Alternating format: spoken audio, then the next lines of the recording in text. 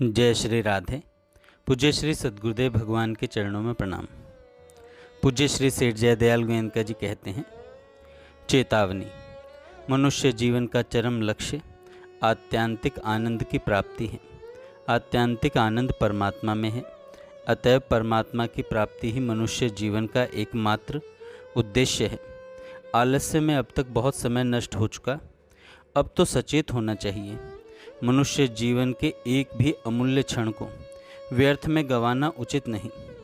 गया हुआ समय किसी भी उपाय से वापस नहीं मिल सकता।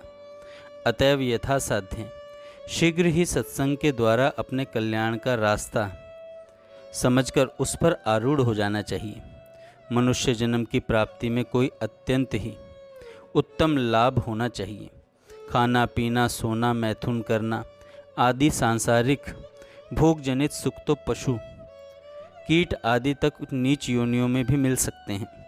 यदि मनुष्य जीवन की आयु भी इसी सुख की प्राप्ति में चली गई तो मनुष्य जन्म पाकर हमने क्या किया। सच्चे सुख का जब साधक को जरा सा भी अनुभव मिल जाता है तब उसे उस सुख के सामने त्रिलोकी के राज्य का सुख भी अत्यंत तुच्छ और नगण्य प्रतीत होने लगता है। मनुष्य जीवन का परम कर्तव्य सच्चिदानंद घन पूर्ण परब्रह्म सर्वशक्तिमान आनंद कंद भगवान का साक्षात्कार करना ही है। यह इस लोक और परलोक में सबसे महान नित्य और सत्य सुख है। इसको छोड़कर अन्य अन्य जितने भी सांसारिक सुख प्रतीत होते हैं वे वास्तव में सुख नहीं हैं, केवल मोह से उनमें सुख की मिथ्या प्रतीति होती है। वास्तव में वे सब दुख ही हैं। प्रथम तो जीवन है ही अल्प और जितना है वह भी अनिश्चित है। न मालूम मृत्यु कब आकर हमें मार दे। यदि आज ही मृत्यु आ जाए तो हमारे पास क्या साधन है जिससे हम उसका प्रतिकार कर सकें। यदि नहीं कर सकते तो हम तो अनाथ की तरह मर जाएंगे। इसलिए जब तक देह में प्राण है और मृत्यु दूर है तब तक हम लोगों को अपना समय ऊंचे से ऊंचे काम में लगाना चाहिए। शरीर और कुटुंब का शोषण एवं धन का संग्रह भी यदि सबके मंगल के कार्य में लगे तभी करना चाहिए। यदि ये सब चीज़ हमें सच्चे सुख की प्राप्ति में सहायता नहीं पहुंचाती तो इनका संग्रह करना मूर्खता नहीं तो और क्या है। देहपात के बाद धन संपत्ति कुटुंब की तो बात ही क्या, हमारी इस सुंदर देह से भी हमारा कोई संबंध नहीं रह जाएगा।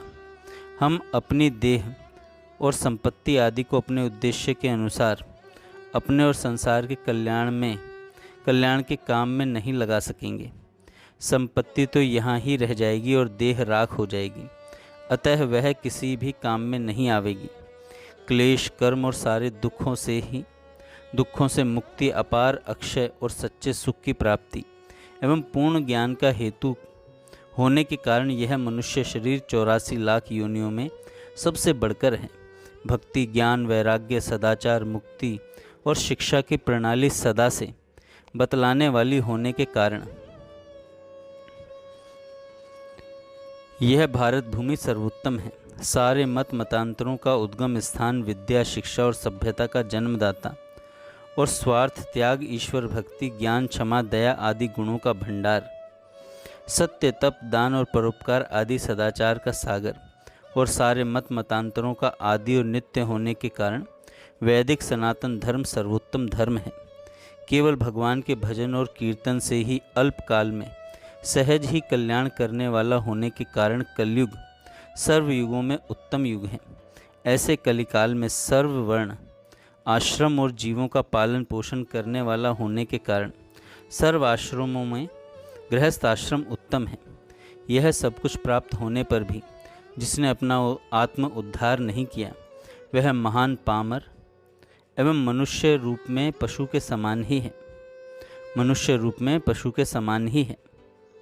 ऐसी क्षणिक अल्पायु अनित्य और दुर्लभ शरीर को पाकर जो अपने अमूल्य समय का एक क्षण भी व्यर्थ नहीं बिताते, जिनका तन मन धन जन और सारा समय केवल सब लोगों के कल्याण के लिए ही व्यतीत होता है, वे ही जन धन्य हैं। वे देवताओं के लिए भी पूजनीय हैं। प्रथम तो मनुष्य का शरीर ही मिलना कठिन है और यदि वह मिल भी जाए तो भी भारत भूमि में जन्म होना कलयुग में होना तथा वैदिक सनातन धर्म प्राप्त होना बड़ा दुर्लभ है। इससे भी दुर्लभतर शास्त्रों के तत्व और रहस्य को बतलाने वाले पुरुषों का संग है। इसलिए जिन पुरुषों को उपयुक्त संयोग प्राप्त हो गए हैं, वे यदि परम शांति और परम आनंददायक परमात्मा की प्राप्ति से वंचित रहें तो इससे बढ़कर उनकी मूढ़ता क्या होगी। देखो, क्षण क्षण में आयु नष्ट हो रही है, फिर ऐसा मौका मिलना असंभव है। गया हुआ समय वापस नहीं मिल सकता। अतः ऐसे अमूल्य मानव जीवन को विषय भोगों के भोगने में, मोह माया में, आलस्य और प्रमाद में व्यर्थ नहीं करना चाहिए। जय श्री राधे।